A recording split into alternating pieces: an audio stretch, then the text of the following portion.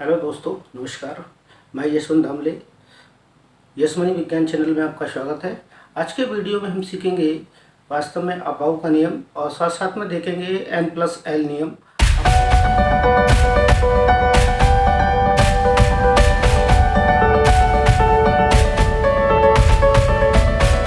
अभाव के नियम मैं आपको यहाँ पर लिखा गया है। अभाव का नियम, अभाव का नियम वास्तव में अभाव शब्द एक जर्मन शब्द है। ये शब्द वास्तव में एक जर्मन शब्द है और ये जर्मन अभाव शब्द एक जर्मन शब्द है और इसका जो अर्थ होता है वह है क्रमिक रचना। इस नियम को क्रमिक रचना के नियम के नाम से भी जाना जाता है। तो इसे हम क्रमिक रचना का नियम भी कहते हैं। क्रमिक रचना का नियम, इसे क्रमिक रचना का नियम भी कहा जाता है। तो इसमें जो इलेक्ट्रॉन जो भरे जाते हैं, इलेक्ट्रॉन भरने का जो क्रम होता है वो वास्तव में क्रमिक होता है। अर्थात सबसे पहले इलेक्ट्रॉन भरे जाएंगे कम ऊर्जा वाले कोशों में भरे जाएंगे। तो कम ऊर्जा वाले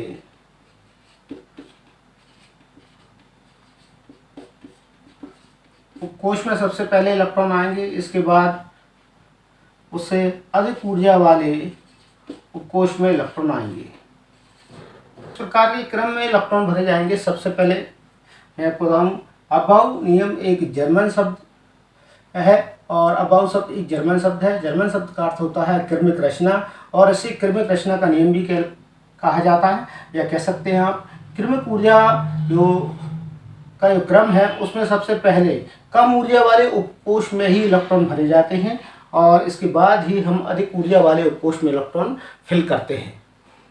तो हम इसे देख लेते हैं किस प्रकार से इलेक्ट्रॉन हमें फिल करना है। आइए, यह इलेक्ट्रॉन भरने के लिए सबसे पहले ऊर्जा का क्रम निर्धारित करना है। मैं यहाँ पर आपके सामने लिख रहा हूँ। इसमें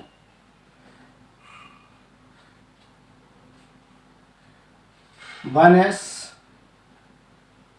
इसके बाद इलेक्ट्रॉन जाएगा 2s में, फिर यहाँ पर लिखूंगा 2p। इसी प्रकार से आप बना लेंगे तो आपको ये क्रम फिर सरल लगने लगेगा। इसलिए आप ये क्रम आप बना लें तो आपको ये क्रम फिर सरल लगने लगेगा। फिर लिखूंगा मैं 4s, 4p, इनके बीचों बीच 3d लिखूंगा। फिर लिखूंगा मैं 5s, 5p लिखूंगा। यहाँ लिखूंगा 4d, यहाँ लिखूंगा मैं 6s, यहाँ लिखूंगा 4f, यहाँ लिखेंगे हम 6p और यहाँ लिखेंगे हम 7s। इस प्रकार से ये क्रम हमने लिख लिया है और लिखने के बाद हम इसे किस प्रकार से इलेक्ट्रॉन यहाँ पर भरेंगे। देखिए, सबसे पहले चौकोर में मैं इन्हें बंद कर रहा हूँ सभी को।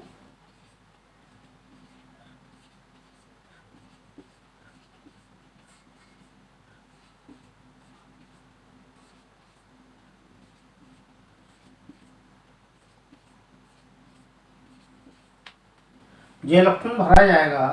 यहाँ पर किस प्रकार से आप इलेक्ट्रॉन भरेंगे, यहाँ पर आप देख पाएंगे। सबसे पहले इलेक्ट्रॉन भरना है आपको 1s में। 1s में इलेक्ट्रॉन भरने के बाद आपका जो इलेक्ट्रॉन जाएगा वो 2s में जाएगा। 2s के बाद इलेक्ट्रॉन 2p में जाएगा। 2p से इलेक्ट्रॉन आएगा 3s में, 3s से 3p में इलेक्ट्रॉन जाएगा और 3p से जाएगा 4s में, 4s से 3d में, 3d से 4p में और 4p से इलेक्ट्रॉन आएगा तो वो आएगा 5s में। 5s के बाद इलेक्ट्रॉन 4d में जाएगा। 4d के बाद आपको इलेक्ट्रॉन 5p में भरना है। फिर इसके बाद ये इलेक्ट्रॉन 6s में जाएगा। 6s से 4f में, 4f से 5d में, 5d से 6p में, 6p से 7s में और 7s के बाद जहाँ इलेक्ट्रॉन भरा जाएगा वो आएगा 5f में और 5f के बाद इलेक्ट्रॉन आएगा यह 6d में इलेक्ट्रॉन भरा जाएगा।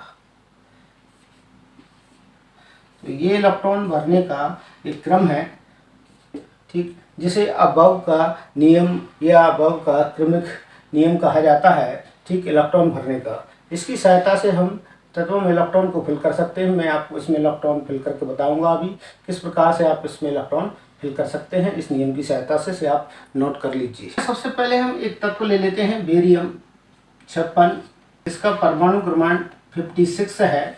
56 जो परमाणु क्रमांक है, अर्थात हमें 56 इलेक्ट्रॉन यहाँ पर फिल करना है। 56 इलेक्ट्रॉन हम किस प्रकार से फिल कर पाएंगे, मैं यहाँ पर बताना चाहूँगा आपको कि जो हमने अबाव का नियम अभी जस्ट देखा है उसके अनुसार ही हमें यहाँ पर ये 56 इलेक्ट्रॉन फिल करना है।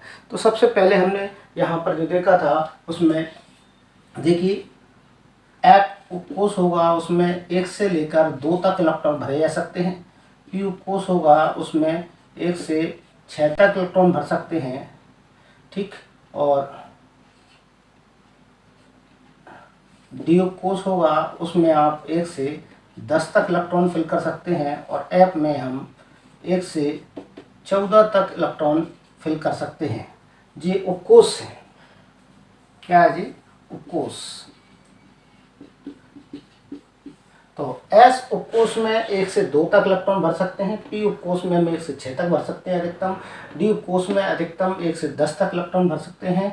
और एफ उपकोष में हम 1 से 14 तक इलेक्ट्रॉन भर सकते हैं, ठीक। कम कितने होंगे इसमें, लेकिन अधिकतम संख्या जो पीछे लिखी गई है वह इनकी अधिकतम संख्या होगी। चलिए अब मैं शुरू करता हूँ।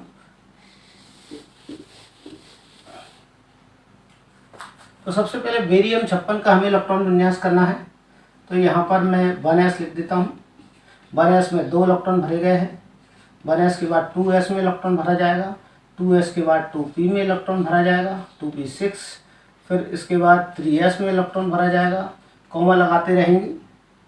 फिर 3p में इलेक्ट्रॉन भरा जाएगा, ठीक इस प्रकार से कॉमा लगाएंगे आप। और 3p के बाद आप 4s में इलेक्ट्रॉन भरेंगे। 4s के बाद आप 3d में इलेक्ट्रॉन भरेंगे। हमें काउंट भी करना है साथ साथ में इलेक्ट्रॉन संख्या कितनी भरी जा चुकी है। काउंट करने के लिए 10 के जोड़े बना देता हूँ। यहाँ पर देखिए आपको यहाँ पर 10 इलेक्ट्रॉन हो चुके हैं कंप्लीट, 10 इलेक्ट्रॉन दे चुके हैं, 20 और 10 ये हो गए हैं, तो 30 इलेक्ट्रॉन हम यहाँ पर फिल कर चुके हैं, ठीक। 3d के बाद हम देखते हैं कि 3d के बाद इलेक्ट्रॉन कहाँ जाएगा। 3d के बाद इलेक्ट्रॉन जाएगा, कॉमा लगाएंगे, 4p में जाएगा, 6 इलेक्ट्रॉन आएंगे। 4p के बाद 5s में इलेक्ट्रॉन जाएगा। अब यहाँ पर हम लिखेंगे 4d 10, ठीक। तो हम इलेक्ट्रॉन की संख्या फिर से काउंट कर लेते हैं, टोटल कितनी हो गई है। तो 10 इलेक्ट्रॉन यहाँ पर हो गए हैं, 10 ये हो गए हैं, 20, 10 ये हो गए हैं और 8 ये है, तो ये हो जाएंगे 10, 20, 30, 38, 38, 10, 48, 48 और 6 यहाँ पर देखेंगे 54 और 2 यहाँ पर भरे गए हैं 56। तो हमें आगे बढ़ने की ज़रूरत नहीं है, अर्थात अब हमारे पास इलेक्ट्रॉन नहीं है तो अब हम आगे फिल नहीं करेंगे। हमारा इलेक्ट्रॉन विन्यास यहीं तक रहेगा, 6s तक हमें इलेक्ट्रॉन फिल करना है, ठीक। तो 6s में 2 इलेक्ट्रॉन है, मतलब बेरियम का जो अंतिम इलेक्ट्रॉन है वो वास्तव में 6s में अंतिम इलेक्ट्रॉन होगा। 6s उपकोष में अंतिम इलेक्ट्रॉन भरा जाएगा। देख लेते हैं यहाँ पर N+L नियम कब यूज़ होता है और क्यों इसका उपयोग किया जाता है। तो N+L नियम यदि हम देखेंगे तो N हमें मालूम होना चाहिए और L हमें मालूम होना चाहिए। N+L नियम के लिए आपको क्वांटम संख्याओं की जानकारी होना चाहिए कि क्वांटम संख्याएं वास्तव में किस प्रकार से काम करती हैं और उसमें N+L नियम क्या है। तो क्वांटम संख्याओं की मैं संक्षिप्त जानकारी आपको दे रहा हूँ, ठीक। तो यहाँ पर क्वांटम संख्याओं की जानकारी आपको दे रहा हूँ। क्वांटम संख्याएं किसी भी तत्व के परमाणु में जितने भी इलेक्ट्रॉन होते हैं उस इलेक्ट्रॉन की क्वांटम कृति को बताता है कि वास्तव में इलेक्ट्रॉन किस उपकोष में है, कौन से ऊर्जा स्तर में बैठा है और उसका वामावर्त घूर्णन है, दक्षिणावर्त घूर्णन है, किस प्रकार से वह वहाँ पर बैठा हुआ है। तो ये सारी जानकारी क्वांटम संख्याएं देती हैं। तो क्वांटम संख्या में 4 क्वांटम संख्या हैं। तो 4 क्वांटम संख्या में सबसे पहले क्वांटम नंबर है जिसे कहते हैं आप मुख्य क्वांटम संख्या, ठीक। दूसरे नंबर पर द्विघांसी क्वांटम संख्या, तीसरे नंबर पर चुंबकीय क्वांटम संख्या,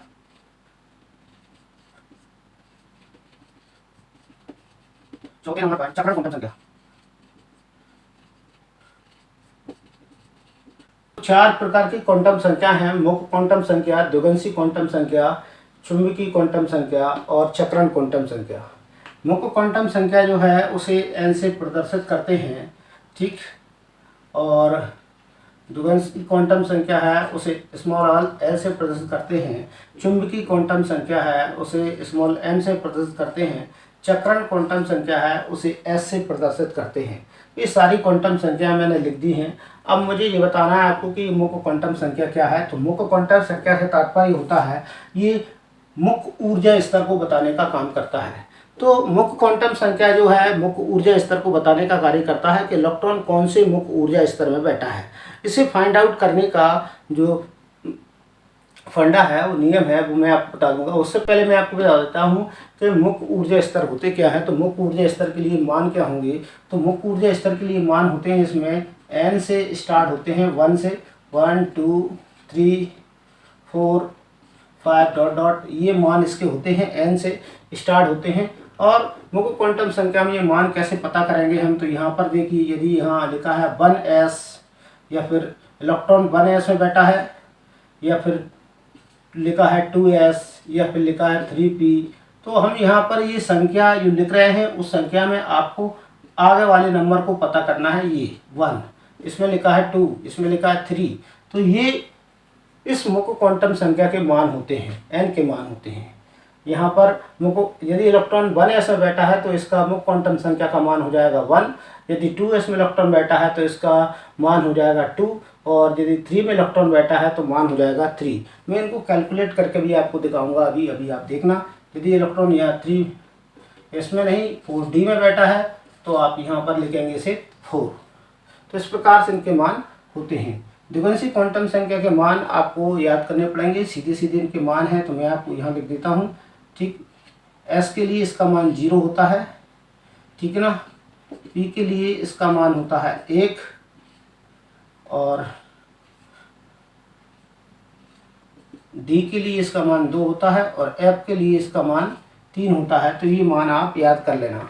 s के लिए द्विगंशी क्वांटम संख्या का मान 0 होगा। यदि इलेक्ट्रॉन s उपकोष में बैठा है तो हमें द्विगंशी क्वांटम संख्या का मान 0 प्राप्त होगा, चाहे वो 4s हो, चाहे 5s हो, चाहे 6s हो, जो भी s है उपकोष उसके लिए 0 होगा। यदि p उपकोष में इलेक्ट्रॉन बैठा है तो उसके लिए मान होगा 1। यदि d उपकोष में बैठा है तो उसके लिए मान रहेगा 2, और f उपकोष है तो उसके लिए मान रहेगा 3, ठीक।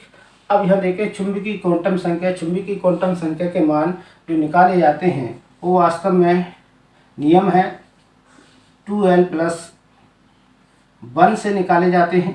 तो इनकी सहायता से हम ये मान निकाल सकते हैं, ठीक। तो यहाँ पर जो निकालने का तरीका है मैं आपको बता देता हूँ किस प्रकार से आपको निकालना है, ठीक। तो यहाँ पर देखिए m के मान कैसे निकालेंगे। आपको उपकोष के बारे में जानकारी नहीं है तो उपकोष के बारे में मैं जानकारी आपको बता देता हूँ कि किस प्रकार से आपको ये इलेक्ट्रॉन को चुंबकीय क्वांटम संख्या के मान निकालने हैं। देखिए जैसे 1s उपकोष है तो उसमें एक ही कक्षक रहता है, तो m का मान जो रहेगा वो 0 होगा s के लिए, ठीक ना, जो भी s है। p उपकोष है तो p उपकोष के लिए, p उपकोष में 3 कक्षक होते हैं, m के मान 3 हो जाएंगे। वहाँ पर कितने हो जाएंगे, 3 मान हो जाएंगे। यहाँ 0 से स्टार्ट होंगे, -1 ये, और इधर चलेंगे तो +1 आ जाएगा। इसलिए m के यहाँ पर 3 मान होंगे। इसके लिए p उपकोष के लिए m के 3 मान होंगे, और हम यहाँ से फाइंड आउट कर लेंगे कौन से में इलेक्ट्रॉन बैठा हुआ है। अभी हम बात कर रहे हैं चुंबकीय क्वांटम संख्या की, और d के लिए इसके मान होंगे 5, तो d के लिए इसके 5 मान होंगे, ठीक। ये -2 से स्टार्ट है, +1 और +2, तो d के लिए 5 होंगे, और f के लिए इसी प्रकार से जो मान होंगे वो 7 मान होंगे, -3 से और +3 तक ये मान जाएंगे, ठीक। तो इस प्रकार से जो m के मान होंगे इन्हें आप नोट कर लेंगे, ज़्यादा कठिन नहीं है। देखेंगे चक्रण क्वांटम संख्या। चक्रण क्वांटम संख्या में आप s का मान कैसे पता करेंगे। यदि उपकोष में जो कक्षक होते हैं उनके अंदर इलेक्ट्रॉन इस प्रकार से बैठा हुआ है, सीधा है, दक्षिणावर्त है, तो उसके लिए जो मान आएगा वो वास्तव में 1/2 प्लस में आएगा। यदि इलेक्ट्रॉन ऐसे की जगह ये इलेक्ट्रॉन है दूसरे नंबर पर जो बैठा है, उल्टा डायरेक्शन में जो इलेक्ट्रॉन बैठा हुआ है, इसके लिए जो मान होगा वो मान लिखेंगे हम यहाँ पर -1/2 यहाँ पर मान आएगा इसके लिए। ठीक, तो ये आपको दोनों बातें ध्यान रखना है। यदि इलेक्ट्रॉन सीधा बैठा है तो ये मान आएगा, इलेक्ट्रॉन उल्टा बैठा है तो आपके लिए -1/2 का मान आएगा। तो ये मान आपको नोट करना है। अब हम किसी की क्वांटम संख्या निकालेंगे उससे पहले मैं आपको n+l नियम के बारे में आपको बता देता हूँ कि n+l नियम क्या है, फिर हम क्वांटम संख्याओं की चर्चा करेंगे। n+l नियम जो है वास्तव में है क्या, तो n+l में ये है कि n जो है वास्तव में मुख्य क्वांटम संख्या है, मेन क्वांटम नंबर है, और जो l है वह है द्विगंशी क्वांटम नंबर।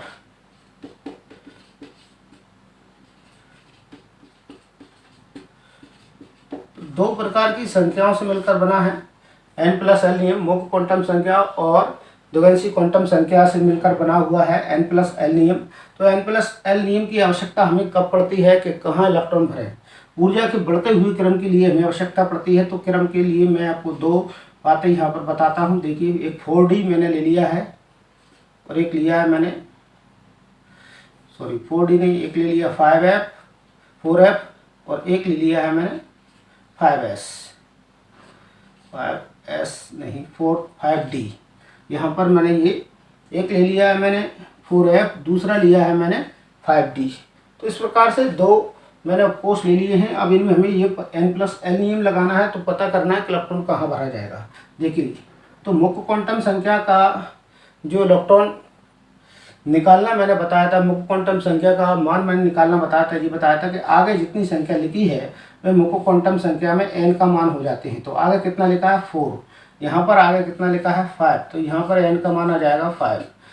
ठीक, अब हमें ये देखना है द्विगंशी क्वांटम संख्या के लिए मान कैसे पता करते हैं। तो मैंने अभी आपको बताया था द्विगंशी क्वांटम संख्या में कि s के लिए आपको 0 ध्यान रखना है, p के लिए 1 लिखना है, d के लिए 2 ध्यान रखना है और f के लिए 3 ध्यान रखना है। तो यहाँ पर f है, तो f के लिए l का मान कितना हो जाएगा, f के लिए l का मान हो जाएगा 3।